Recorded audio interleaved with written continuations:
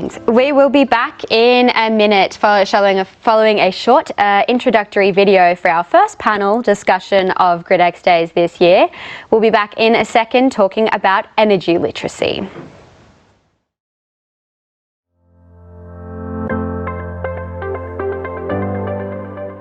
According to a 2023 survey, 3/4 of consumers are confused by nightmare energy bills.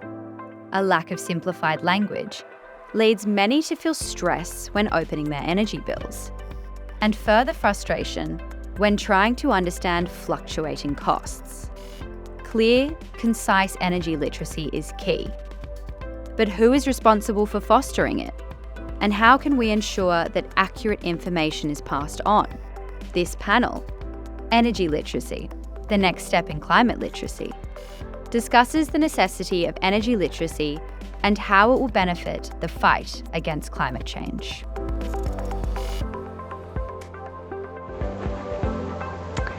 Hello and welcome back. We are just about to kick off our first panel discussion for this year's GridXdays, and we are talking about energy literacy, the next step in climate literacy. To discuss this, we have Malgorzata Wiatros-Motyka, who is a senior electricity analyst at Ember.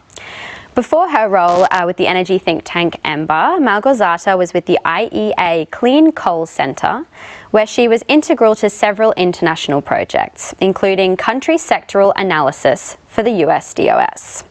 She's authored various policy-relevant reports on the energy sector, covering a range of diverse issues from methanol production to state-of-the-art emissions control and sustainable power in emerging markets. Malgorzata, thank you so much for joining us today. Thank you for having me. It is a pleasure to be part of the discussion. Great to hear, thank you. And joining her, we also have Charmaine Coutinho, who you may recognise from last year. Charmaine is Head of Client Training at LCP Delta. Charmaine has over 16 years of consultancy experience focusing on new business and service and the capability development in the energy transition. She currently heads up LCP Delta's external training and knowledge development for clients interested in how the energy transition and net zero will impact them. Charmaine, welcome back. Hi, it's lovely to be back again. And unfortunately, our third panel speaker hasn't joined yet, so we may be joined later, but we will kick off the discussion nonetheless. So, without further ado, Malgorzata, what is most important for people to understand about the energy market, about energy pricing, or their energy consumption? Where do I start? So, markets are complicated and different, but last 2 years showed us that with the energy crisis and war in Ukraine, most people want to know two things: how to pay less for energy, and then how to contribute to fight against climate change. So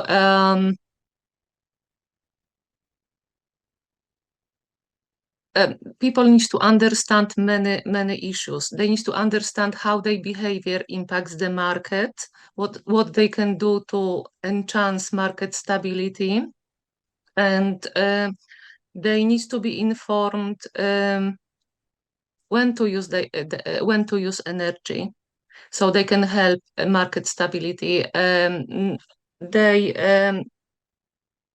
They need to know how to use less energy. So there needs to be some advice what they can do, such as, for example, use more efficient appliance, use electric vehicles.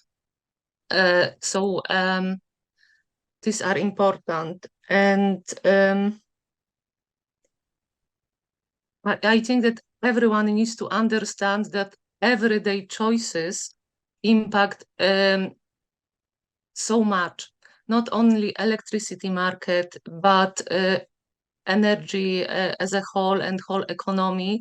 So each time we go and buy new things, we need to think, okay, it took energy, it took water, it took materials to produce. Am I buying something which is sustainable? What is my impact? Do I need this? So there are various things that we need to understand, and it is not easy, but everyone has a part to play. Did I answer? Absolutely. Thank you, Malgorzata. That was a nice answer to the first question. And kind of taking a step back, Charmaine, how would you define energy literacy and who is responsible for fostering it? So I think energy literacy is one of those phrases I think I've just seen probably in the last few years, really. And for me, it's really about understanding what energy is, but also kind of what role it plays in your life and why. So I think we're all very, as consumers, very guilty of kind of what was just said and not really thinking about energy. So not really thinking about the products that we buy or the lights that come on in our house. It's just assuming it's going to be there. So just that kind of first step to recognizing that actually it's a gift that we have heat and we have electricity and just understanding that it comes from somewhere. I think that's the first step to define kind of energy literacy. And I think for each consumer, and this is something I might come back to later because I feel very strongly about it, different consumers want to have a different level of energy efficiency. It's kind of very, very, you can go very shallow or you can go very deep. So that level of how much you want to know or understand or trace back where your energy comes from, I think is it can vary. So for me, the literacy is about understanding energy, why it's there, what you use it for, and how it can be used. I mean, in terms of kind of fostering a better understanding of energy, so I think everyone is responsible for that, really. And when I say everyone, I mean everyone in kind of the commercial marketplace, but also in policy, in education. But I think there's three big groups, which I think for me are really important, who have a bit more responsibility. So there's one, which is probably some of the people attending online. So this is people who have the historical background knowledge. So some of us might have been working in kind of traditional energy sectors in kind of oil and gas and energy supply. We might have been working in the sector for 20, 30, 40 years. And we have all that historical knowledge and context of what energy used to be like and how the energy systems have been built and how we're in the situation that we have with different types of grids and networks. And actually, that historical concept is really important for understanding how we might transition to a better way of using and powering our economies. But you need to have that historical kind of background. Then I think the next group are those who are working in the energy market at the moment. So we have real life experience, whether you're in a startup or whether you're transition an oil firm or you're transitioning a retail supplier.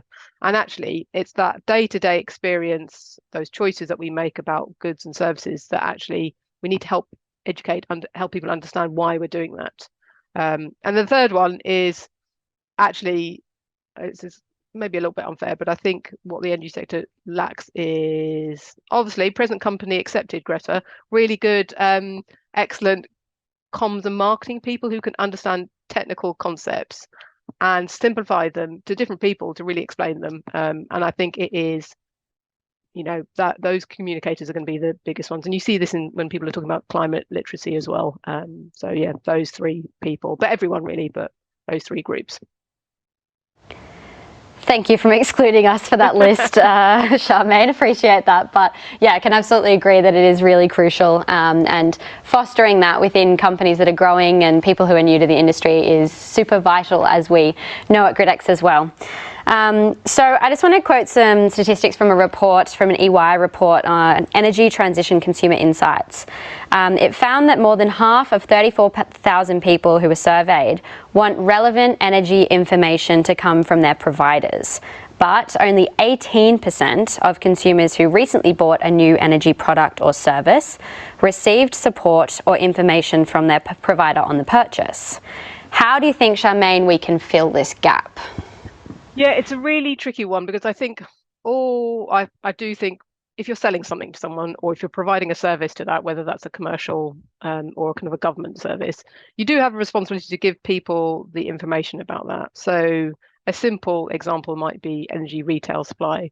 And there's been a lot of legislation of how to explain energy bills to consumers better. But I think there are a couple of different things which are challenging. One, which is there's a bit of a trust gap between where your information comes from and who provides that to you. And so I think sometimes energy service providers can be a bit reticent to provide as much information as they could because people don't read it, it gets put in the bin, emails get deleted. So there's a fear of overwhelming consumers with information. So I think it's a tricky one. I think there is a move, especially where there's a lot more kind of digital and app-based services to provide tailored information and services which is relevant to that client. And I think that can really help. But then there is, people get their information from other sources, and I think citizen science, social media in the right way, word of mouth is always like a really important source of information, and then government policy. And I think government policy and education is a tricky one to solve because the timescales to get that information to people is a little bit longer. And I did my dissertation at university about public communication of science, particularly around recycling, which is a very long time ago. And I think the thing that I remember finding from this is there have been so many attempts to try and communicate similar information to consumers. I didn't get to the bottom of why it didn't work, but people are just very different, and at different times in their life they've got different things going on. So it's an ongoing challenge, I suppose. That really doesn't answer your question because I don't know what the answer is, but I think it is still up to kind of that tailoring for customers. If only we knew. Thank you, Charmaine. And Malgorzata, you were nodding your head a lot when Charmaine was talking about this trust gap. Did you want to add something to that?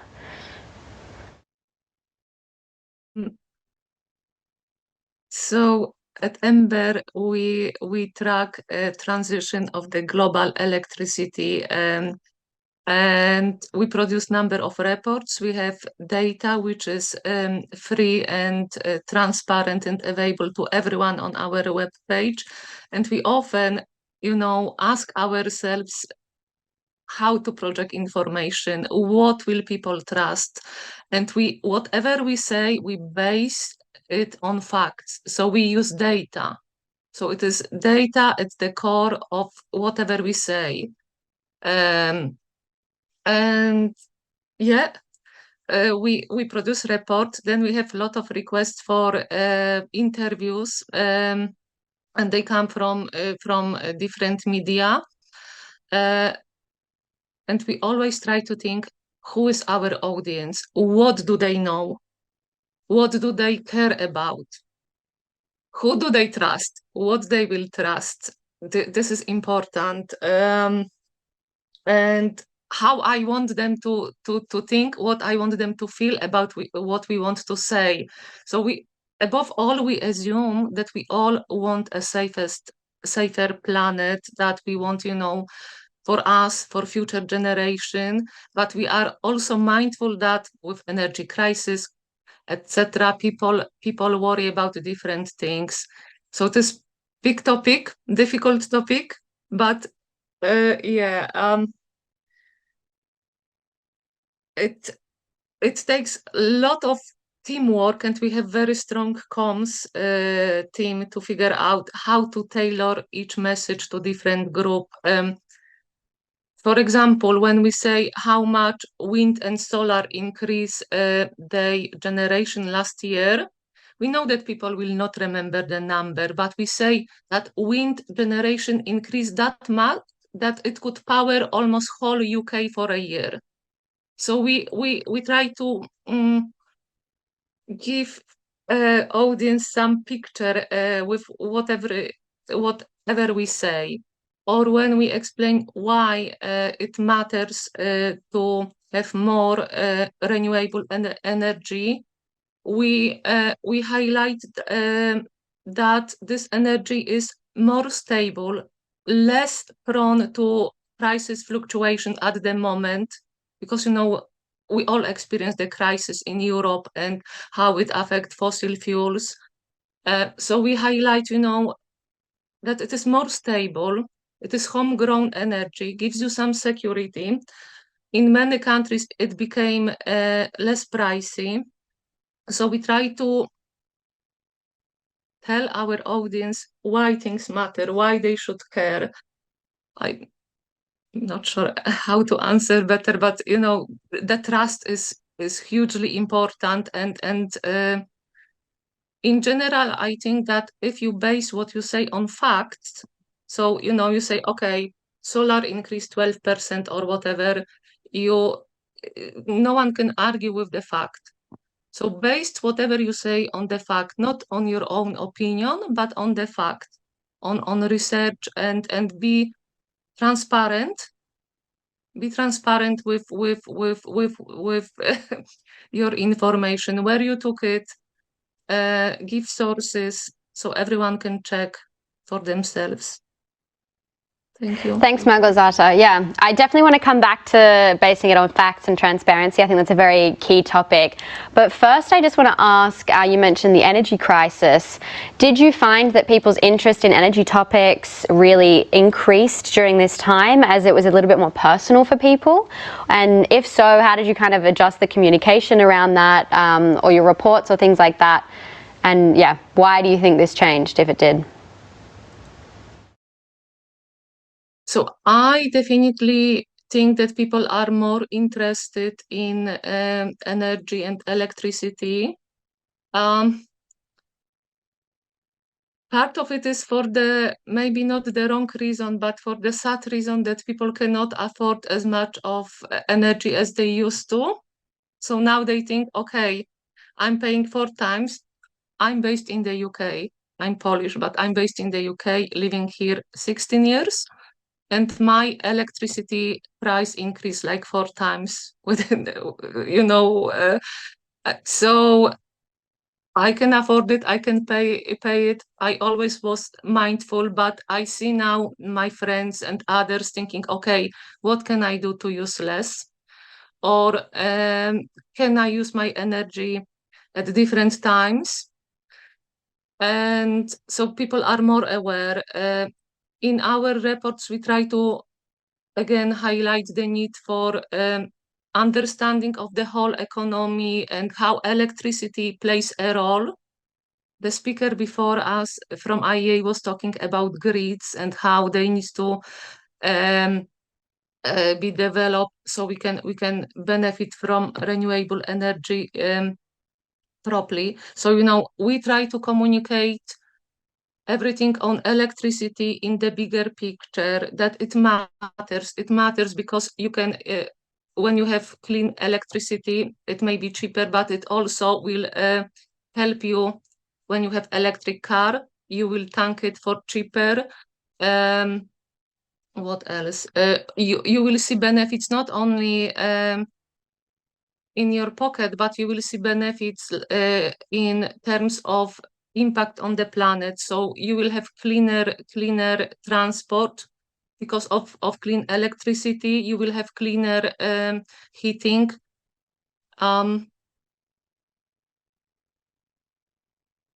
talk too much, I think. That's great, thank you. I just wanted to ask Charmaine, do you think people's appetite for energy literacy shifted during the energy crisis? Yeah, I mean, 100%. It's quite. I mean, it's not ideal, obviously, but I really saw it force people's attention. The cost issue really forced people's attention, combined with the fact that it was just so present in media, right? When the link between I'm also based in the UK, but even when I was traveling other countries, the link between the crisis in Ukraine, energy prices, and increasingly the role of energy security. So this understanding not to be reliant on other countries for your energy security. So that is an area that companies I've worked with have looked at for many years. The fact that most countries import their energy to some extent, and I think I saw the cost being the trigger, the war also in the media being a trigger, but also that kind of understanding that actually why are we not more secure, why are we not more self-sufficient when it comes to energy. So I think it definitely did trigger that desire to understand more. And around kind of similar times when people are talking about grid upgrades, I think there were a couple of grid outages in the UK which came to the fore in terms of like train stop working, that kind of thing. So I think that helped in kind of all these little events crystallizing people's understanding that what Malgorzata just said, the systems the way that everything is connected is so important. And I think a lot of people are starting to read that kind of filters down into day-to-day life. I was at an event yesterday and I was trying really hard not to look at someone's phone sitting behind them. I don't do that, but I noticed they had an alert from the energy provider to say, oh, there's a demand flexibility event happening in the next week. Do you want to participate? Well, this person just took out their phone, they did something, I don't know what they did. And that level of interaction on a day-to-day basis with someone, which you might not have seen in 5 years ago, because people are starting to understand that the grid is connected, that they can play a role. I think that's been a huge shift.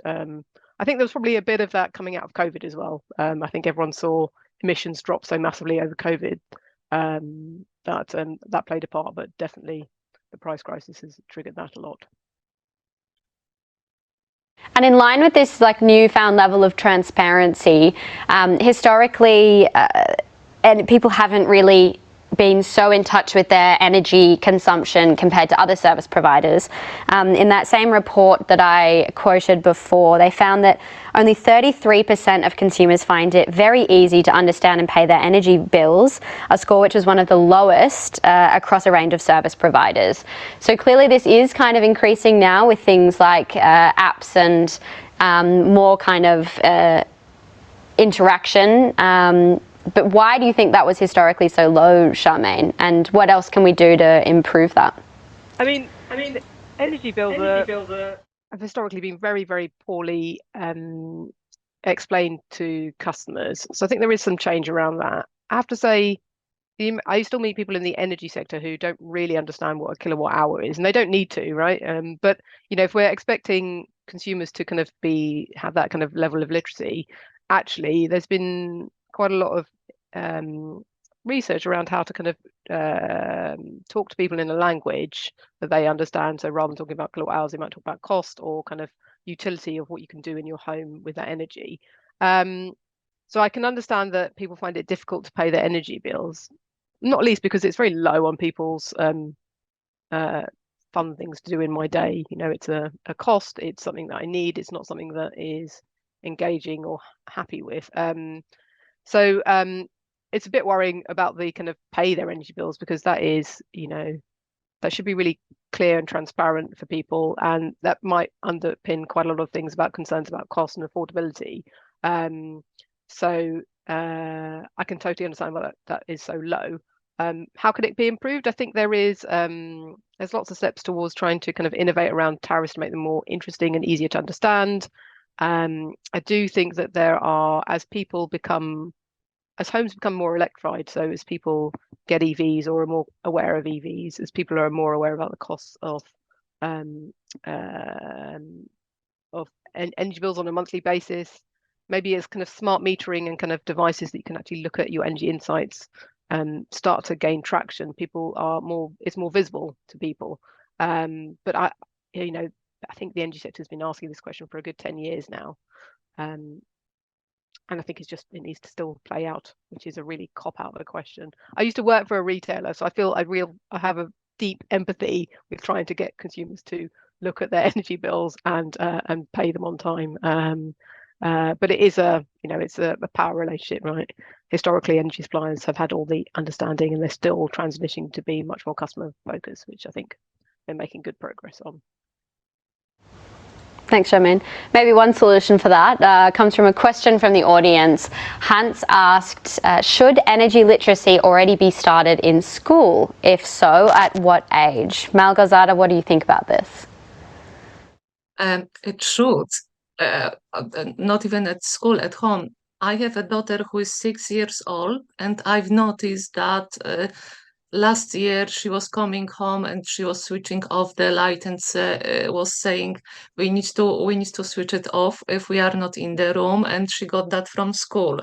So children have huge respect for their teachers, maybe sometimes even greater than for parents. So I've noticed that whatever my daughter teacher said, she took it very seriously, and she says, I want to care about environment, I want this and that, and she knows what I do. But yes, start from early age, at home, then school. Yeah, I mean, I would agree. I think there's such a huge opportunity for more widely, just generally on science engineering, for kind of having the basics of energy literacy when it talks about grids, both gas and power, and understanding how electricity works, because, well, it's partly a safety thing, but actually it's a really powerful thing for children to have as a tool for climate change, but also for just understanding that their world is going to be much more electrified than historically it has been in the past. So yeah, I would definitely think that. I would agree with that. Although I'm not sure whether you want to do any practical exercises with children about the electricity grid, but that might be a bit dangerous, right? Understandably. I still remember doing a circuit where you plug in a lemon and it eventually leads to a light. That definitely stayed with me. Malgorzata, going back to what you were saying before about facts, how can we ensure that science-based research is being passed on to consumers, to energy providers, like along the full kind of flow of information?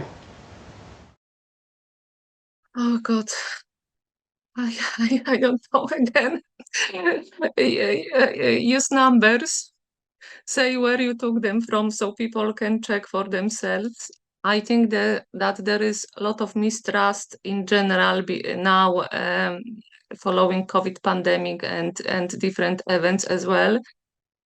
But base everything on facts. Say where you took it from. Give evidence. I don't know. This is difficult.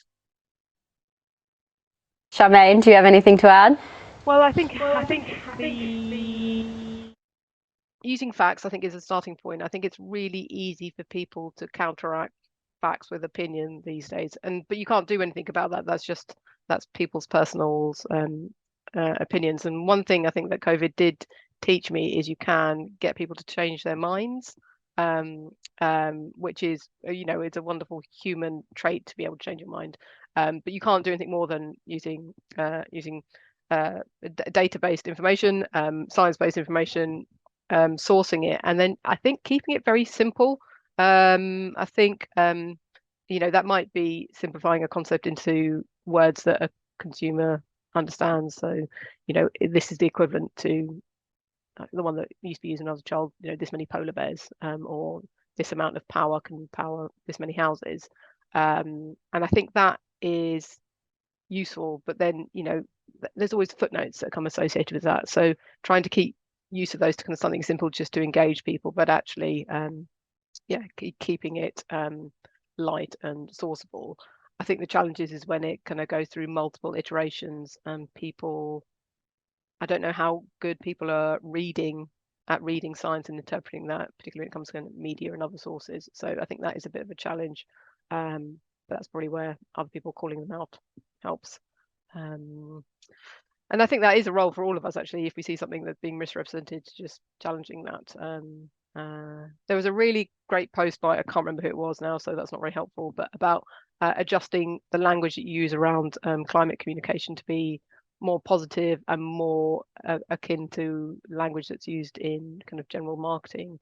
And some people felt very strongly that you should keep it to the purity of the science. So I think there is quite a lot of debates and opinion about that, but simplicity I think always wins. Yeah, nice, thank you. And that fits very well for my next question around climate communications. So where does energy literacy fit in with the wider scope of climate literacy? I think by now most people have a generally pretty good understanding of climate change and the repercussions and what we can do to prevent it.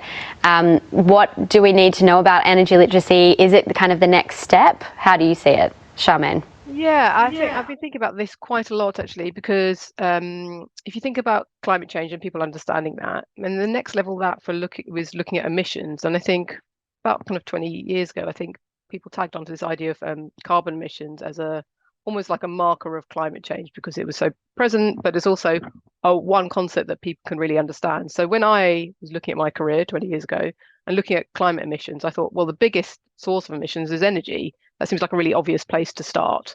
And actually, going back to an earlier point, energy underpins so much which is going on in the economy. So if you look at transport, that's predicated on fuel sources and energy sources.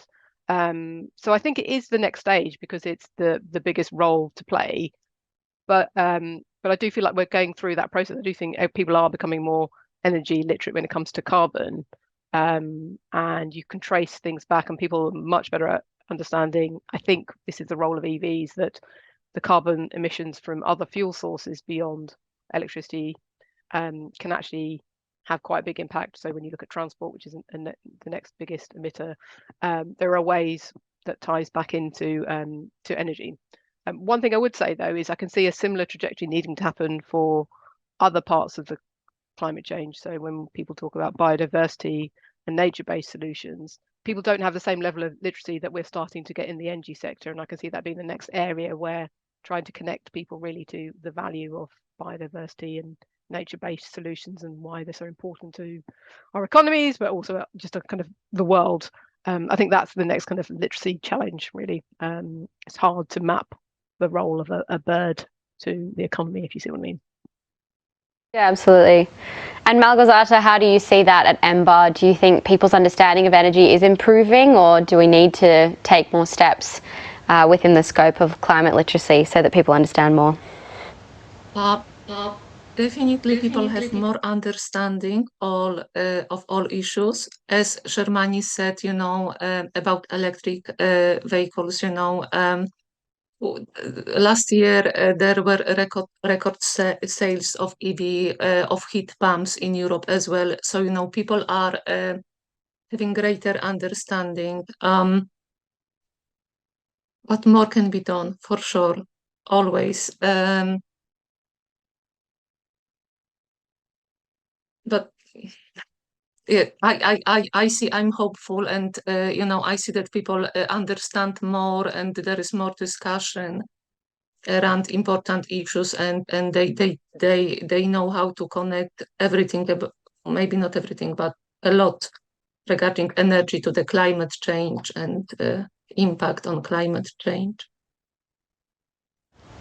Yeah, thank you. And we've had a question from the audience directed to Charmaine. You mentioned COVID and its effects it can have on people's thinking. How do we really make it stick when people have started to be more aware of their impact and keep motivation up for them so that they continue monitoring and adjusting behaviour? Yeah, I think it's really hard because no one wants to be reminded of COVID. It feels a little bit like a dream time, I think. But I think, so there's two things. One, which is a really big picture thing, which is think of what we can all do when we all have a single focus on one thing. And so in COVID, that was around health. But the side impacts of climate change on kind of emissions for that year were sizable. So I think there's the reminder of what we can do when we kind of all unite around one particular goal. And I felt both really positive and actually really sad through COVID that we weren't doing it then about climate change. But I do think that dynamic and that narrative has changed really. And actually, I think, and I think this is answering the question, but I might get you to repeat it back, Greta. How do we keep hope and kind of keep that trajectory going? Well, I think it's being reminded of that, what you can do, but also that people's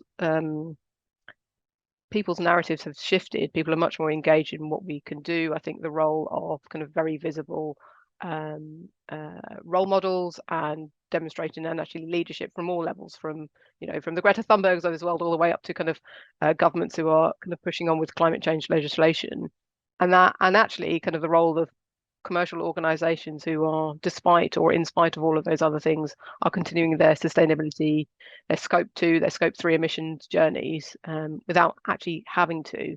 So I think there's a really good understanding, and the way I see that coming through is part of my organization works with financial services companies, investors, asset managers, and that conversation with the people who have all these billions and trillions of pounds is changing.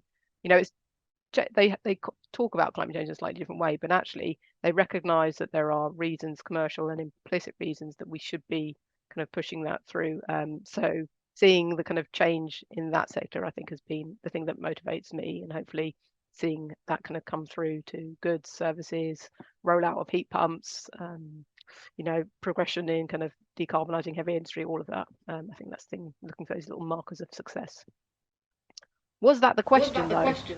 Yeah, absolutely. Okay. It was how can we keep that motivation going? So yeah, I think you definitely answered it. Thank you. We've had another question asking, for people interested in learning more, where would you suggest they can get more information? Any favourite resources? Obviously starting with Ember and LCP Delta's training courses. Malgorzata, maybe you can start. Yes, so as you said, Greta, start with Ember. And there are many organizations that provide information on climate change and what we can do. Hard to mention them all. You can see UN web pages. You can follow news about COP. There is IRENA, International Renewable Energy Agency, which provides very reliable information on progress. IEA, which obviously has flagship report World Energy Outlook, which is which has been here for many years and updated every year, and they also work on net zero roadmap for us. Many organizations, companies. It's hard for me to name them all. Charmaine, please do add. No, I think so. I think the IEA, ARENA, Ember, like think tanks, policy, kind of non-governmental organizations are great for statistics and kind of a bigger picture, particularly around net zero. They tend to kind of be good at bringing them together.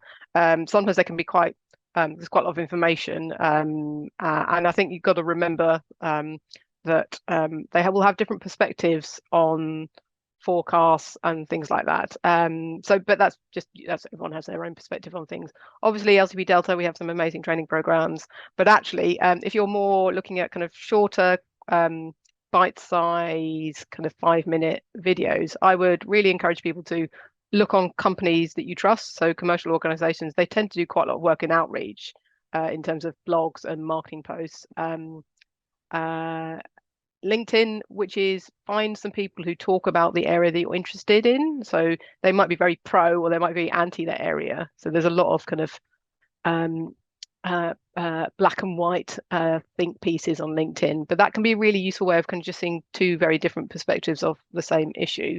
If you want to go kind of all the way back to kind of starting point, all the kind of online learning, they usually have some sort of energy, either free or very, very cheap kind of introduction to the energy sector.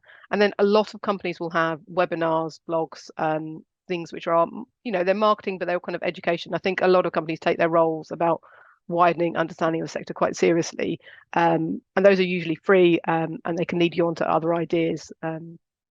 So those would be my big ones for updates. A lot of actually universities will do kind of some short kind of 5-minute videos which are intros, so poking around YouTube actually is quite good as well, but you can get a lot of terrible things. And actually someone suggested we should start off whatever the version of TikTok is, so energy talk, is that right? I don't know, I'm not on TikTok, but which is reaching a slightly different market, but actually would be a fantastic thing, and I'm sure someone is doing that.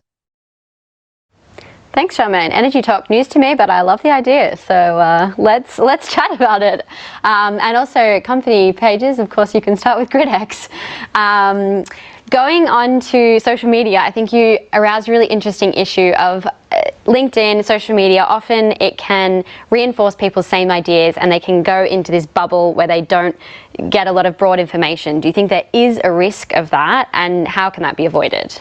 Yeah, I think, there is a risk. I think it's just keep yourself on your toes and recognize that everyone comes from everyone, I think, has a level of vested interest in something. It might be for good, or it might not be. And I think you'll be able to put those bits and pieces together when you look at things like Ember or our work, or like the Carbon Brief, or people whose role it is to kind of poke around and be a bit more independent. But I think it's really helpful for people to understand, within the context of the energy transition, where these kind of opposing views are coming from and why people are there. I mean, that's part of feeding this literacy, because humans, especially when it comes to social media, are not very good at having a balanced argument or on there for some reason. So I think it is really important. Hydrogen is a really good example of this. So I'd encourage everyone to go and have a poke around about the kind of the two opposing views around hydrogen, because there's, it's still very early in that market. And we also talked about university short courses. Do you think we will see more university courses in the future, specifically focused on energy? And do you think people need to study energy to then be in the energy industry? Charmaine, what are your thoughts? I mean, I didn't study energy specifically. I did a very general degree. I think there is a kind of, I feel like it's like a year's worth of just getting up to speed of why energy is so complicated for people to do when they first join, but it can be quicker and it doesn't necessarily need to be that long. I do think I have seen more specialist courses around energy. Initially that was about focusing on renewables. There's a course I think run around London University, which is just focusing on data in energy. It's a master's just about energy data, which I thought was really interesting. But I think you can learn a lot of it. You don't have to be from the sector, you don't have to study it to get involved with it. You just need to be kind of curious, to kind of have an understanding or open to understanding energy. And then kind of just, for me, the most important trait is this kind of ability to have like a systems thinking, putting all these bits together, because the energy sector is now even more complex than it used to be, and it's all interconnected. But Malgorzata might have a different view on that. Oh, I absolutely agree with you. Yes, you can go and study energy and all related topics. I did this, but that's not the only way. You can learn in many ways. You can once you get interested, you can really find information in different places. You can start through learning through work. You can volunteer. You can reach out to people. So there is no one way to learn about something. Yeah, I think, well, the other thing is around just poking around your own home and kind of trying to understand how your home energy works. I think that's a really good way of just starting to understand things. I don't want to do too much promotion of YouTube, but working out how to kind of rewire a plug or fix your plumbing, I think, is a really good starting point for starting to understand some of those basics about electricity or thermodynamics or anything like that. Not that you need that to work in the energy sector, but yeah, it just connects you to something. Thanks, Charmaine. And we've only got time for one more question, so I want to direct this to both of you. Charmaine, you kind of touched on this before, and I think there's no real answer here, but let's give it a try. The energy landscape is changing so rapidly. What recommendations do you have for improving energy literacy to ensure informed decision-making in the future? Okay, so I think there is a need to understand that you might not know everything. You might be in a silo of area. Your area of work might just be kind of, you might be thinking in that silo. So to be understanding that the energy system is connected, and you might need to think about other things that don't seem relevant at first to better understand the context of which your product is working in. So for example, if you work in the EV sector, you might not think you need to know about gas boilers, but actually gas boilers are changing. We're going to roll out electrified heating more widely across Europe. And actually those electrified heating can come into conflict or into complement with EV charging in the home. So I think it's think beyond what and explore beyond what your immediate passion is, but also just keep learning, so keep reading. Malgorzata? So to add to Charmaine, yes, and to you, Greta, yes, we don't know everything yet, but I think that we have many reasons to be hopeful, and we should focus on solutions. And we have many technologies now which are already helping. We've seen people installing more PVs on the rooftops, for example. Again, electric cars. We have more solutions now than we had before, and there is reason to be hopeful and just focus on what we can do and try to change, even if you don't know exactly everything what you would like to know. That's true, absolutely. Challenge your own opinions, yeah. Well, thank you so much to the two of you for that really insightful discussion. I think People are definitely interested in energy literacy, and I'm excited to see where it goes in the future. Thank you both so much for the insights. Thanks very much. Thank you.